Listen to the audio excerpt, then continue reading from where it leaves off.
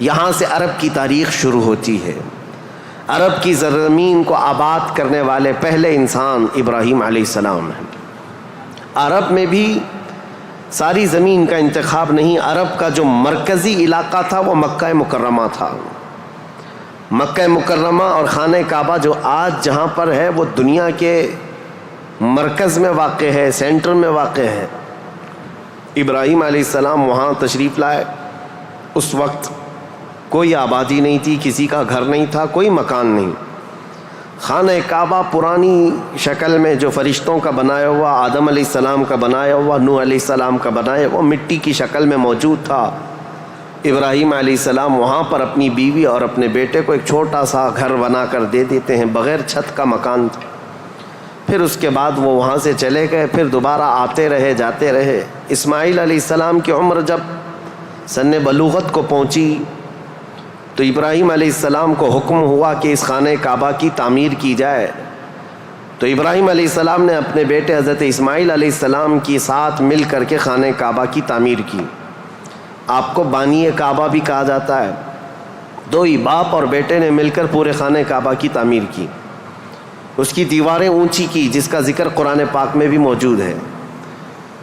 اس ایک پتھر پر کھڑے ہو کر کے آپ تعمیر کرتے تھے، جس کو آج مقام ابراہیم کہا جاتا ہے۔ پتھر جیسے جیسے دیواریں بلند ہو جاتا، جب آپ کے اترنے کا وقت ہوتا پتھر نیچے ہو جاتا۔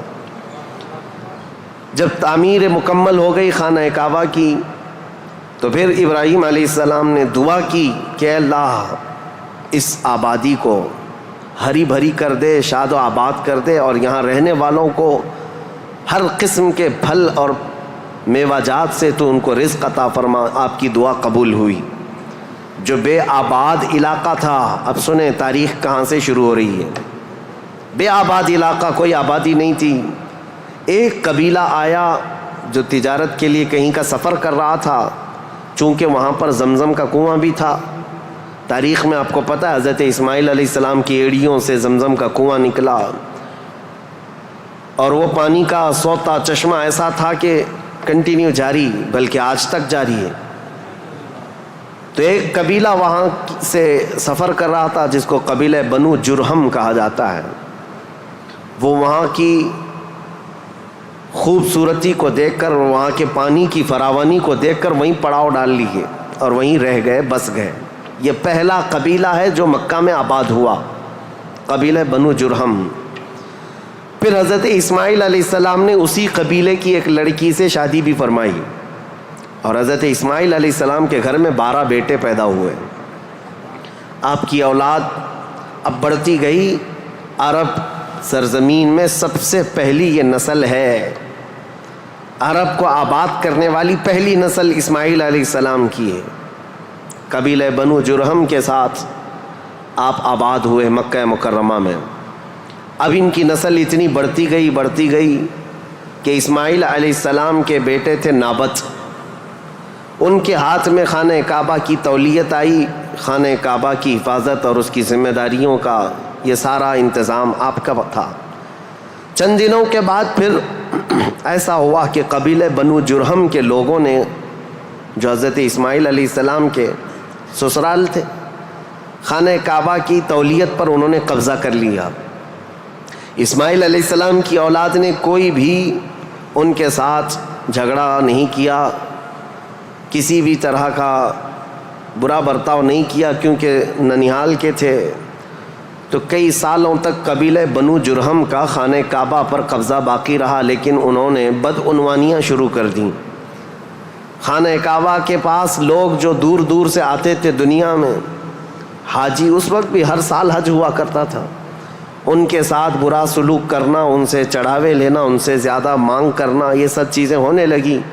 تو پھر حضرت اسماعیل علیہ السلام کی اولاد نے دوبارہ خانہ کعبہ کی تولیت اپنے ذمہ لے لی۔ تولیت کہتے ہیں ذمہ داری، جس سے متولی کہا جاتا ہے، جیسے مسجد کا متولی ہوتا ہے، تولیت اسی کو کہتے ہیں۔ خانہ کعبہ کی خدمت کی ذمہ داریاں۔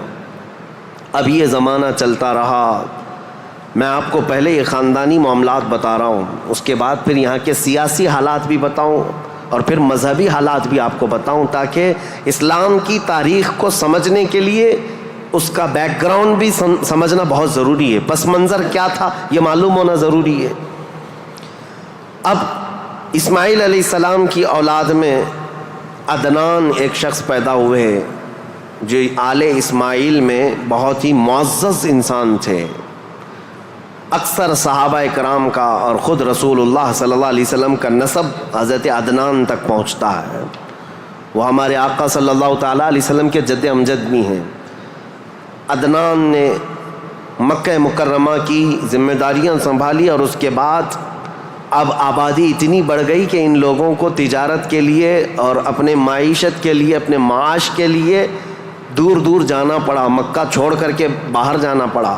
آبادی بڑھتی چلی گئی مکہ مکرمہ کی، اور اس کے بعد زمانے کے صبح شام گردش لیل و نہار جس کو کہتے ہیں، آتے گئے ایسے کہ آل اسماعیل علیہ السلام کی اولاد کا قبضہ یا ان کی خدمت کا معاملہ خانہ کعبہ پر ڈھیلا پڑتا چلا گیا۔ پھر کوئی دوسرا قبیلہ آیا، بنو خزاعہ، انہوں نے خانہ کعبہ کی تولیت اپنے حصے میں لے لی۔ اب جو اصل تاریخ شروع ہوتی ہے وہ میں بتانا آ رہا ہوں۔ تو برسوں برس اسی طرح سے گزرتے گئے اور پھر ایک شخص پیدا ہوئے جن کا نام فہر تھا۔ یہ اسماعیل علیہ السلام کے اولاد میں فہر نام ہے۔ فہر کا ایک لقب تھا قریش، اور یہیں سے قریش خاندان کی ابتدا ہوتی ہے۔ قریش ان کا لقب تھا اور اصل نام تھا فہر بن غالب۔ تو حضرت فہر جو رسول اللہ صلی اللہ علیہ وسلم کے پردادا ہوتے ہیں، یہ پیدا ہوئے اور ان کی اولاد ہوئی، اور اس کے بعد اب قریش خاندان کی ابتدا ہوئی۔ لیکن جگہ جگہ یہ لوگ منتشر ہو گئے، کچھ مکہ میں رہے، کچھ باہر رہے، لیکن خانہ کعبہ کی تولیت کی اور وہاں کا سارا قبضہ جو ہے بنو خزاعہ قبیلے کے ہاتھ میں تھا۔ پھر زمانہ بدلتا ہوا یہاں تک پہنچا کہ اسماعیل علیہ السلام کی اولاد میں یعنی قریش خاندان میں ایک شخص پیدا ہوئے جن کا نام قصی تھا۔ یہ تاریخ کے بہت اہم آدمی ہیں، بہت اہم ترین شخصیت ہے قصی۔ ساری سیاست عرب کی وہیں جا کر ختم ہوتی ہے۔ قصی ایک کلاب کے بیٹے تھے، لیکن ایسا ہوا کہ باپ کا انتقال جلدی ہو گیا۔ قصی جو ہے بنو عزرا قبیلے میں ہی پرورش پائے اپنے ننیھال میں۔ جوان ہوئے تو آپ کو بتایا گیا کہ تمہارا خاندان تو اسماعیل علیہ السلام کا خاندان ہے، اور خانہ کعبہ کے وہ ذمہ دار رہے ہیں، متولی رہے ہیں۔ تو وہ اپنے ننیھال کو چھوڑ کر کے جب مکہ آئے تو قصی یہ جوان تھے، بھرے جوان تھے۔ آتے ساتھ ان کے اندر وہ ہنر تھا، پیشانی میں وہ چمک تھی کہ جو دیکھتا دیکھتا رہ جاتا۔ ظاہر سی بات ہے وہ چمک کسی اور کی نہیں تھی، وہ نور مصطفیٰ کی تھی۔ قصی نے آتے ساتھ ہی لوگوں کو اپنی طرف مائل کر لیا، لوگ جوق در جوق قصی کے گرویدہ ہو گئے۔ پھر قصی نے سارے قریش کو جو ادھر ادھر منتشر تھے سب کو مکہ میں جمع کر دیا، اور بنو خزاعہ قبیلے کے ہاتھ میں جو خانہ کعبہ کی تولیت تھی اس کو حاصل کر لیا۔ اب دوبارہ حاصل کرنے کے بعد اب تک مکہ مکرمہ میں یا خانہ کعبہ کی خدمت اور حرم میں جو معاملات چلتے تھے وہ یوں ہی چلتے تھے۔ جو ذمہ دار ہے اس نے جو دیکھ لیا وہ کر لیا، لیکن قصی نے باضابطہ ڈپارٹمنٹ بنائے، شعبے بنائے، حکومت کا اسٹیبلشمنٹ جس کا طرح ہوتا ہے پورا انہوں نے بنایا۔ انہوں نے ذمہ داریاں بانٹیں، سقایا، رفادہ، سدانہ، یہ سب نام رکھے گئے ہیں۔ یعنی انہوں نے شعبے ایسے بانٹ دیے، ڈپارٹمنٹ تبدیل کر دیے گئے کہ یعنی کئی قبیلوں کو جمع کیا مکہ میں اور کہا جب کبھی کہیں جانے کی ذمہ داری ہوگی، جھنڈا اٹھانے کی ذمہ داری، وہ ایک بہت اہم ذمہ داری ہوتی تھی، وہ ایک قبیلے کو سونپ دیا۔ اور ہر سال جو حاجی آتے ہیں مینا میں ان کو پانی پلانا اور کھانا کھلانا، اس کو سقایا کہا جاتا تھا، وہ ایک قبیلے کی ذمہ داری دے دی گئی، سقایا۔ یہ ڈپارٹمنٹ پوری منسٹری ہو گئی۔ اور اس کے بعد رفادہ، یہ ایک ذمہ داری ہے، جو حاجی آیا کرتے ان کو پیسوں کی ضرورت ہوتی، کہیں دور دراز سے سفر سے آئے ہوتے ان کی مالی مدد کی ضرورت ہوتی، وہ ایک خاندان کے ہاتھ میں دے دیا گیا۔ یہ رفادہ ایک منسٹری کا نام ہے، وہ اس منسٹری کے ذمہ دار ایک قبیلے کو بنایا۔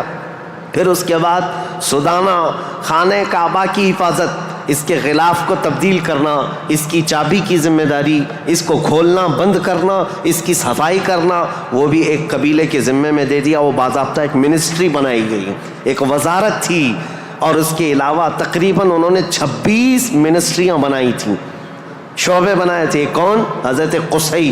یہ دنیا میں سب سے پہلے اس طرح شعبے جات کو تقسیم کر کے، جیسے ایک جمہوری نظام ہوتا ہے، ایک ڈیموکریسی نظام ہوتا ہے، اس طرح سے آپ نے بنایا۔ اور حضرت قصی کی یہ مہارت تھی کہ پورے عرب میں آپ کا، بلکہ ہر جگہ آپ کا چرچا ہونے لگا۔ اور حضرت قصی نے اس چیز کو اتنے اونچے لیول تک لے جا کر وہاں مکہ مکرمہ کو پوری دنیا میں متعارف کیا کہ لوگ یہاں کی خدمتیں دیکھنے کے لیے آیا کرتے تھے۔ ہر قبیلے کو الگ ذمہ داریاں تھیں۔ یہ تاریخ ہے۔ اس کے بعد قصی جلدی ہی انتقال کر گئے، حالانکہ ان کو زیادہ وقت نہیں ملا، ان کا زیادہ وقت نہیں تھا۔ ان کی شادی ہوئی، شادی ہونے کے بعد ان کے گھر جو بیٹے پیدا ہوئے ہیں وہ 2 بیٹے تھے، ایک عبد الدار اور ایک عبد مناف۔ قصی نے اپنی ساری ذمہ داریاں، اپنی جانشینی عبد مناف کو دے دیا۔ عبد مناف یہ بہت ہی پاکیزہ اخلاق کے انسان تھے اور لوگوں میں بہت ہی معزز تھے، مکرم تھے۔ عبد مناف کے ذمے میں جو کام آئے تھے وہ جس طرح ان کے باپ قصی نے بانٹے تھے۔ اس کے بعد عبد مناف کے بیٹے پیدا ہوئے جو عرب قبیلوں میں نہیں، قریش خاندان میں سب سے افضل انسان سمجھے جاتے تھے، وہ حضرت ہاشم ہیں۔ ہاشم، ان کا لقب ہاشم اس لیے تھا کہ یہ اتنے فیاض تھے، اتنے سخی تھے کہ اپنا مال کا اکثر حصہ پورا حاجیوں کو کھلانے میں تقسیم کرتے تھے۔ ایک بار عرب میں قحط پڑ گیا تھا، لوگ بھوکے تھے اور لوگوں کے پاس مال و دولت کی کمی بہت زیادہ آ گئی، تو حضرت ہاشم نے سال بھر روٹیوں کے ٹکڑے کر کے ان کو شوربے میں ڈبو کر لوگوں کو پیٹ بھر کر کھلاتے تھے، اس لیے آپ کا لقب ہاشم ہوا۔ ہاشم اس ذمہ داری کو اس طرح سے سنبھالتے ہیں کہ خانہ کعبہ کی تولیت وغیرہ عبد الدار کے پاس تھی۔ سقایہ، رفادہ، جس کو میں ابھی نام دے کر کے جو منسٹریاں بتایا کہ یہ الگ الگ قبیلوں کے ذمے تھی، تو عبد الدار جو ایک ان کے پردادا کے ہی خاندان میں لوگ تھے، انہوں نے بدعنوانیاں شروع کی تھیں، ٹیکس لگایا، حاجیوں سے پیسہ لیا، یہ تمام چیزیں ہونے کی وجہ سے حضرت ہاشم نے وہ ذمہ داریاں بھی اپنے ہاتھ میں لے لیں۔ اب قریش خاندان میں حضرت ہاشم کے پاس جو ذمہ داریاں تھیں وہ یہ تھیں کہ آپ رفادہ یعنی حاجیوں کو مالی مدد دینے کے بھی آپ ہی ذمہ دار تھے، سقایہ مینا میں حاجیوں کو پانی پلانے کے ذمہ دار بھی آپ ہی تھے، اور سدانہ خانہ کعبہ کی چابی اور کلید بردار جو کہتے ہیں وہ بھی ذمہ داریاں آپ نے لے لی تھی۔ اتنا ہی نہیں، ندوہ ایک وہاں کی ایسی بیٹھک کا نام ہے جو عدالت بھی ہے، پارلیمنٹ بھی ہے، مشورے کی جگہ ہے، جہاں سب کے فیصلے کیے جاتے تھے، وہ بھی حضرت ہاشم کے ذمے میں تھی۔ حضرت ہاشم، ان کا بھی معاملہ ایسا ہوا کہ انہوں نے شادی فرمائی اور ان کے ہاں ایک ہی بیٹا پیدا ہوا جن کا نام شیبہ تھا۔ حضرت ہاشم کے گھر ایک بیٹا پیدا ہوا شیبہ، اور اس کے بعد حضرت ہاشم کا انتقال ہو گیا۔ شیبہ بچپن میں ہی اپنے باپ سے محروم ہوئے، اور ان کے چچا تھے مطلب، جن کا نام تھا، ہاشم کے بھائی، سگے بھائی تھے۔ مطلب نے یہ شیبہ کو گود لے لیا اور پرورش کی، اور اتنی اچھی پرورش کی کہ لوگ جو ہے شیبہ کو ان کے اصلی نام کی بجائے مطلب کا غلام یا مطلب کا بیٹا کہتے ہوئے عبد المطلب ہی کہنے لگ گئے۔ یہ عبد المطلب میرے آقا صلی اللہ تعالیٰ علیہ وسلم کے سگے دادا ہیں، عبد المطلب، ان کا اصل نام شیبہ ہے۔ اب یہ خانہ کعبہ کی تولیت کی ذمہ داری سب سے لمبے عرصے تک سنبھالنے والے یہی ہیں، کافی لمبا ٹائم ان کو ملا۔ عبد المطلب کے زمانے میں ہی وہ اصحاب فیل کا واقعہ پیش آیا جو ابرہہ بادشاہ خانہ کعبہ کو ڈھانے آیا تھا، یہ حضرت عبد المطلب کے زمانے میں پیش آیا۔ حضرت عبد المطلب کے بھی تقریباً کافی اولاد ہوئیں، بیٹے ہوئے 12 کے قریب ان کی بھی اولاد ہوئیں۔ آپ نے ایک منت مانی تھی کہ اگر میں اپنے سارے بچوں کو جوانی کے حالت میں دیکھ لوں تو ان میں سے ایک بیٹا اللہ کی راہ میں قربان کر دوں گا۔ جب سارے بچے آپ کے جوان ہو گئے تو حضرت عبد المطلب خانہ کعبہ کے پاس گئے اور اس کے بعد آپ نے قرعہ اندازی کی اپنے بیٹوں کے نام نکال کر کے کہ کس بیٹے کا نام نکلے گا جس کو قربان کیا جائے. تو آپ نے جب قرعہ اندازی کی تو آپ کے چھوٹے بیٹے حضرت عبداللہ کا نام نکلا. قربانی کے لیے حضرت عبداللہ کا نام نکلا. حضرت عبد المطلب کے وہ سب سے زیادہ محبوب تھے, نور نظر تھے. آپ نے سارے لوگوں سے مخاطب ہو کر کے کہا کہ اس مسئلے کو کیسے حل کریں. تو سارے لوگوں نے کہا کہ اللہ رب العزت کے معاملات اللہ کے حوالے اس کو چھوڑ دو. پھر آپ نے خواب میں دیکھا کہ اس کا معاملہ ایسا ہے کہ اپنے اس نور نظر محبوب بیٹے کی قربانی کی بجائے ان کی جگہ 100 اونٹ قربان کر دیے جائیں. تو 100 اونٹ قربان ہوں گے لیکن آپ کے بیٹے کی قربانی بھی مان لی جائے گی کہ آپ نے بیٹے کو بھی قربان کیا. آپ نے حضرت عبداللہ کی جگہ پر 100 اونٹ قربان کیے. اسی لیے تو میرے آقا صلی اللہ علیہ وسلم نے ایک حدیث میں فرمایا ہے انا ابن الذبیحین, اے لوگوں میں 2 ذبیحوں کا بیٹا ہوں. ایک ذبیح اسماعیل علیہ السلام ہے, دوسرے ذبیح میرے باپ عبداللہ ہیں. یہ رسول اللہ صلی اللہ علیہ وسلم نے فرمایا کہ اب یہ حضرت شیبہ عبد المطلب, حضرت عبد المطلب جو خانہ کعبہ کی تولیت کو سنبھالتے رہے, یہ تاریخ یہاں تک آئی. آل اسماعیل ہیں, یہ اسماعیل علیہ السلام کی اولاد. تاریخ کو میں نے شروع کیا تھا حضرت ابراہیم علیہ السلام سے, پھر اب حضرت عبد المطلب رضی اللہ تعالیٰ عنہ خانہ کعبہ کی تولیت سنبھالتے رہے, اور اس کے بعد اپنے سارے بیٹوں کی شادیاں کیں. ان میں اپنے چھوٹے بیٹے حضرت عبداللہ کی شادی آپ نے کہ ایک قبیلہ جو مدینہ طیبہ میں آباد تھا وہب بن عبد مناف کا, ان کی بیٹی حضرت آمنہ سے کی, جو سب سے معزز قبیلے کی خاتون تھیں, پاکیزہ تھیں, طیبہ تھیں, طاہرہ تھیں. رسول پاک صلی اللہ تعالیٰ علیہ وسلم کے والد ماجد عبداللہ نے حضرت آمنہ سے شادی کی. یہ شادی بھی بڑی مشہور شادی ہوئی کیونکہ حضرت عبداللہ کو کئی عورتیں دیکھتی تھیں اور شادی کی خواہش رکھتی تھیں. مکہ میں کئی لوگوں نے پیغامات دیے تھے, اور اس کے بعد جب حضرت آمنہ سے انہوں نے شادی کی تو ایک خاتون ہے جو حضرت عبداللہ کی شادی کے لیے بہت کوشش میں لگی تھی. انہوں نے حضرت عبداللہ کو دیکھا اور اس کے بعد کہا شادی کے بعد تمہاری پیشانی پر کوئی چیز چمکتی تھی وہ اب نظر نہیں آتی ہے, پہلے میں دیکھا کرتی تھی, جس پر میں گرویدہ تھی میرے عزیزو وہ چمک اور وہ نور کوئی اور نہیں میرے مصطفیٰ کا نور نبوت تھا جو آدم علیہ السلام سے چلتا ہوا آیا ہے اور ان کے باپ حضرت عبداللہ تک آیا.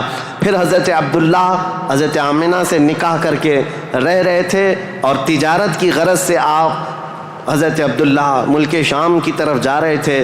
درمیان میں جو یثرب علاقہ تھا آج کا وہ مدینۃ المنورہ ہے, وہاں حضرت عبداللہ کو کچھ بیماریاں ایسی لگ گئیں کیونکہ یثرب جو علاقہ ہے اس کو پہلے بیماریوں کا گڑھ کہا جاتا تھا, وہاں جو جاتا بیمار ہو جاتا تھا. اس وقت انہوں نے وہاں کا سفر کیا تھا اور بیماریاں لگ گئی اور آنے سے پہلے آپ کا انتقال ہو گیا, عبداللہ کا انتقال ہو گیا حضرت عبداللہ کا. اور پھر چند ماہ گزرے تھے, 6 مہینے کے بعد پورے عالم میں جو ایک عجیب کیفیت طاری تھی. عرب کی یہ تاریخ میں آپ کو بتا رہا ہوں کہ یہاں پر اب حالات کیا تھے. حضرت آمنہ کے گھر رسول پاک صلی اللہ تعالیٰ علیہ وسلم حمل سے ہیں, لیکن اس سے پہلے میں اب پس منظر بتاتا ہوں, بیک گراؤنڈ بتاتا ہوں دنیا میں کیا چل رہا تھا, اس وقت حالات کیسے تھے. اس کو میں ڈیوائیڈ کر کے اگر بتاؤں سیاسی حالات اور مذہبی حالات. سیاسی حالات میں یعنی پالیٹکس کے اعتبار سے دیکھا جائے تو حکومت اور تسلط قبضہ زیادہ کس کا تھا. اس دور میں سب سے بڑی 2 حکومتیں تھیں, ایک پرشین امپائر اور ایک رومن امپائر. روم کی حکومت اور فارس کی حکومت, ان دونوں کا بہت بڑا اثر و رسوخ تھا. پوری دنیا کی بات کر رہا ہوں, یہ سپر پاور طاقتیں تھیں. عرب میں بعض لوگ پرشین امپائر کے انڈر میں کام کرتے تھے, بعض لوگ رومن امپائر کے انڈر میں کام کرتے تھے. مذہب کے اعتبار سے ہم بعد میں بات کرتے ہیں. اب یہ حالات تھے کہ حکومت اور تسلط, قبضہ, سیاسی اثر و رسوخ سب سے زیادہ یہ 2 حکومتوں کا تھا, جس کی وجہ سے آئے دن نئی نئی جنگیں ہوتی تھیں. رومن امپائر یہ چاہتی تھی کہ دنیا پورا قبضہ کر لیں, پرشین امپائر یہ چاہتے تھے کہ پوری دنیا ہم قبضہ کر لیں. اس آڑ میں 2 سپر پاور کے ٹکراؤ میں پوری دنیا میں جنگیں روز روز چلتی رہتی تھیں. یہ حالات تھے سیاسی. عرب لوگوں کی خود کی کوئی حکومت نہیں تھی, ان کی خود کی کوئی حکومت نہیں تھی، لیکن وہی مکہ مکرمہ سے جو ان کے خاندانی حالات کی سرداری چلتی تھی بس. لیکن دنیاوی حکومت کے اعتبار سے یہ لوگ پرشین امپائر کے انڈر میں کام کرتے تھے یا پھر رومن امپائر کے انڈر میں کام کرتے تھے. یہ دو طرح کی حکومتیں چل رہی تھیں. اب مذہبی حالات کے اعتبار سے دیکھا جائے تو میں 4 حصوں میں تقسیم کرتا ہوں پوری دنیا کو. 4 حصوں میں فارس، جس کو آج پرشیا کہیں آپ، ایران جو آج کے دور کا ہے، اس کی سرحدیں اور بھی بڑی تھیں، بلند تھیں. پرشیا یا جس کو اس وقت پرشین امپائر کہا جاتا ہے. مذہبی حالات کیا تھے ان کے؟ مذہبی حالات اتنے خطرناک تھے کہ ان کے ہاں شروع سے کبھی ایک خدا کا تصور آیا ہی نہیں. یہ شرک میں ہی مبتلا رہی قوم ہے. ہمیشہ بتوں کی، ہمیشہ آگ کی پرستش کرنے میں سب سے زیادہ مشہور قوم ہے یہ پرشیا کے لوگ، یعنی فارس کے لوگ. آگ کی پوجا میں ان کا کوئی نام ثانی نہیں تھا. 1000 سال تک ایک آگ کو بجھنے نہیں دیتے تھے یہ لوگ. اس طرح کئی بت کدے تھے، کئی آتش کدے تھے. یہ فارس کے علاقے میں یہ حالات تھے کہ ایک خدا کا تو تصور ہی نہیں تھا، اور غلبہ ایسا تھا کہ جو حاکم ہوتا تھا اس کی عبادت کی جاتی تھی، جو مال والا ہے اس کے سامنے سجدے ہوتے تھے، جس کی طاقت ہے اس کے سامنے جھک جائے. یہ حالات پرشیا کے تھے. اور روما کے حالات کیا تھے؟ جو رومن امپائر ہے روم، یہاں پر عیسائی زیادہ طور پر آباد اس زمانے میں بھی تھے، پہلے سے بھی، کیونکہ عیسیٰ علیہ السلام کے بعد ان کے حواریوں کے ذریعے سے جو دین پھیلا وہ روما میں زیادہ تھا، جو آج کا اٹلی ہے، یونان ہے اور جورجیا وغیرہ کے علاقے آج یہ سب رومن امپائر کے انڈر میں تھے، اور یہاں عیسائی زیادہ تھے. لیکن ایسے عیسائی کہ اصل عیسائی دین کو انہوں نے مسخ کر دیا تھا، ختم کر دیا تھا. جو دین الہی تھا، اللہ کا دین تھا، عیسیٰ علیہ السلام جو لائے تھے، اس کو انہوں نے اتنا خلط ملط کر دیا تھا کہ عیسیٰ علیہ السلام کے جگہ جگہ مجسمے، اسٹیچو بنائے ہوئے تھے. مریم علیہ السلام، سیدہ مریم رضی اللہ تعالیٰ عنہا کو انہوں نے ساتھ میں پوجنا شروع کر دیا. تثلیث کا عقیدہ، ٹرائنیٹی جس کو یہ کہتے ہیں، 3 خداؤں کا تصور ان کے گھر میں رواج پا گیا تھا. پورے روما میں یہی تھا. ایک خدا کی عبادت یہاں بھی ختم تھی. 2 بڑی طاقتوں کے انڈر میں شرک اور بت پرستی اور کفر بہت سر چڑھ کر بول رہا تھا. یہاں اللہ کو پہچاننے والے اور اللہ کی عبادت کرنے والے تقریباً ناپید ہو چکے تھے. عیسیٰ علیہ السلام کی جو آپ کا عروج ہوا آسمانوں پر، آپ کو اللہ تعالیٰ نے آسمانوں پر جو اٹھایا، وہ زمانہ بیت کر کے بھی 570 سال گزر رہے تھے. ان 570 سالوں میں کوئی نبی نہیں آیا. عیسیٰ علیہ السلام کے بعد سے لے کر 570 سال کا زمانہ، اس کو زمانہ فترت کہا جاتا ہے. زمانہ فترت 2 نبیوں کے بیچ کے زمانے کو کہتے ہیں. اس بیچ میں کوئی نبی نہیں آیا، جس کی وجہ سے حالات اتنے گمبھیر تھے. پرشیا کے حالات میں نے بتایا، جگہ جگہ آگ کی پوجا، آگ کی پوجا، آگ کو ہی طاقتور مانا جاتا. اور روما میں تھا، عیسائی تو تھے لیکن ایسے کہ ٹرائنیٹی کا عقیدہ، مریم بھی خدا ہیں، عیسیٰ بھی خدا ہیں اور وہ بھی خدا ہے. 3 خداؤں کی عبادت. اور اس کے علاوہ راہبوں کا، پادریوں کا حال تو یہ تھا، اللہ کی پناہ، وہاں کے جو عبادت خانے تھے، جو چرچ تھے، جو کلیسا تھے، وہ عبادت کے نہیں تھے، وہ عیاشیوں کے اڈے تھے. کوئی عورت جاتی تو ان کے ہاتھ میں بچ کے باہر نہیں آتی، اس کے ساتھ وہ منہ کالا کر لیتے. یہ جو بڑے بڑے راہب تھے ان کا حال یہ تھا. اور وہ سیاست میں بھی اس طرح ملوث تھے کہ جب تک کنیسہ میں یعنی چرچ میں کوئی شخص مال نہ لا کر کے دے، اس کے لیے بددعائیں کرتے تھے، اس کی تباہی کا انتظام کرتے، بلکہ فوج کی سرکشی کے ساتھ ایسے لوگوں کو مار کر ختم بھی کر دیتے تھے. اور اس کو کہتے تھے کہ یہ جس کو جس طرح آج ہم یہاں پر دیکھ رہے ہیں دھرم دروہی ہے، دین چھوڑا ہوا آدمی ہے. یہ عیسائیوں کا تسلط ایسا تھا، ان کا قبضہ ایسا تھا، پادریوں کا عیاشی کے اڈے بنا دیے گئے تھے. جتنے وہ عبادت خانے تھے، جتنے عبادت خانے تھے، وہ عیاشیوں کے اڈے بنے ہوئے تھے. اور ان کے ہاں یہ سب چیزیں عام. جو اخلاق دینے آئے تھے، جو اچھا مزاج دینے آئے تھے، وہی ان کے علماء، ان کے راہب پورے ایسے تسلط کے ساتھ گندگیاں پھیلا چکے تھے. یہ روما کے حالات تھے، پرشیا کے حالات وہ تھے. اب دنیا میں تیسرا ایک بڑا طبقہ جو اپنا اثر رکھتا تھا، اپنا رسوخ رکھتا تھا، وہ ہندوستان کا تھا. ہندوستان جس کو ہم اکھنڈ بھارت کہیں، یہ ہندوستان، اس کی سیمائیں، اس کی سرحدیں اتنی نہیں تھی جو آج کشمیر سے کنیا کماری تک یا گجرات سے لے کر کے بنگال کی کھاڑیوں تک ہے، بلکہ اس کی سیمائیں ایران کی سرحدوں تک پہنچتی تھی۔ افغان، پاکستان، بنگلہ دیش، نیپال جو آج ایک الگ الگ ریاستوں میں، الگ الگ ملکوں میں تبدیل ہیں، یہ سب ہندوستان کے علاقے ہوا کرتے تھے۔ ہند اس وقت کے حالات کیا تھے ہندوستان کے، میں اس وقت کی بات کر رہا ہوں، عیسیٰ علیہ السلام کے عروج آسمانی کے 570 سال کے بعد ہندوستان کے حالات بڑے دیگرگوں تھے، کیونکہ یہاں پر بھی شروع سے بت پرستی بہت زیادہ تھی، بلکہ تاریخ نگاروں نے لکھا ہے اس وقت ہندوستان کی آبادی اگر 1 کروڑ تھی تو یہاں کے خدا جو بنائے گئے تھے وہ 2 کروڑ تھے، یعنی انسانوں کی آبادی سے بڑھ کر کے خدا تراشے گئے تھے۔ ہر قبیلے کا نہیں، ہر خاندان کا نہیں، بلکہ ہر انسان کا 2 خدا، 3 خدا، 4 خدا، جس کی جیسی حیثیت ویسے خدا بنائے ہوئے تھے۔ اور یہاں پر اخلاقی حالات اگر دیکھے جائیں تو وہ بھی اس طرح کہ جیسے کل بھی میں نے بتایا تھا، کاسٹزم میں یہ لوگ ایسے ملوث تھے کہ برہمن الگ، شودر الگ، دلت الگ، چھتریہ الگ، یہ سب چیزوں کو کاسٹ میں بدل کر کے، ایسے کہ کسی دلت کو ایک مقدس کتاب چھونے کی بھی اجازت نہیں ہوتی، برہمن سے مصافحہ کرنے کی بھی اجازت نہیں ہوتی۔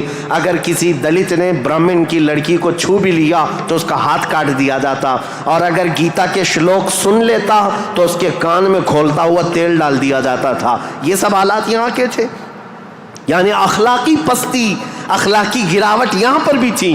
روما کے حالات بھی اچھے نہیں تھے، پرشیا کے حالات بھی اچھے نہیں تھے، ہندوستان کے حالات بھی، اور عورتوں کے لیے تو یہ اس قدر سخت تھے، اللہ اکبر۔ یہاں کسی عورت کا شوہر مر جاتا تو عورتیں ساتھ میں اپنے شوہر کی چتا کے ساتھ آگ لگا لیتی، جس کو ستی کہا جاتا تھا۔ ستی ایک رسم ہے، تاریخ میں آج بھی موجود ہے۔ بیوہ عورت کو جینے کا حق نہیں تھا، بیوہ عورت اپنے شوہر کی آگ کے ساتھ خود بھی جل جاتی تھی، وہ چاہے جوان ہو، چاہے 2 مہینے کی دلہن کیوں نہ ہو، اسے جلا دیا جاتا۔ چند سالوں کے بعد پھر جلانے کا رواج ختم ہوا، پھر بیوہ عورت کو جنگلوں میں بھیج دیا جاتا کہ وہ وہاں رہے، وہیں آباد رہے، اس کا گھر میں آنا اب شگن۔ آج تک یہ بری روایت موجود ہے، جاہلوں کے آج بھی پائی جاتی ہے، غیر مسلموں کے ہاں کہ اگر کوئی بیوہ عورت اچھے تقریبات میں شامل نہیں ہو سکتی، اچھے فنکشنز میں نہیں آ سکتی، کھانے پکانے کے وقت نہ آ جائے، یہ اب شگن ہو جائے۔ عورت اگر حیض اور نفاس کے عالم میں ہو تو اس وقت تو اس کے ساتھ جانوروں سے بدتر سلوک ہوتا، اس کا گلاس الگ، اس کا برتن الگ، اس کا کھان پان الگ، بلکہ جانوروں کا جس طرح سے الگ رکھا جاتا تھا عورت کا بھی الگ رکھا جاتا تھا، عورت کو پستی کی طرف دھکیل دیا گیا تھا۔ یہ تاریخ یہاں کی تھی، ہند کی۔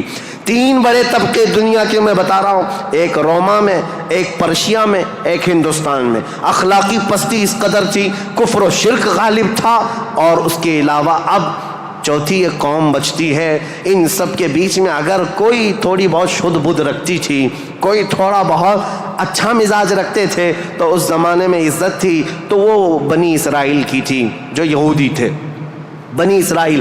لیکن ان کے حالات ایسے تھے کہ غرور و گھمنڈ ان کو اتنا تھا کہ وہ یہ کہتے تھے کہ پوری روئے زمین پر سب سے افضل لوگ ہم ہیں، اللہ کے محبوب ہم ہیں، اللہ کے بیٹے ہم ہیں، ہم کو اللہ کبھی عذاب نہیں دے گا، کبھی اللہ ہم کو آگ نہیں دکھائے گا۔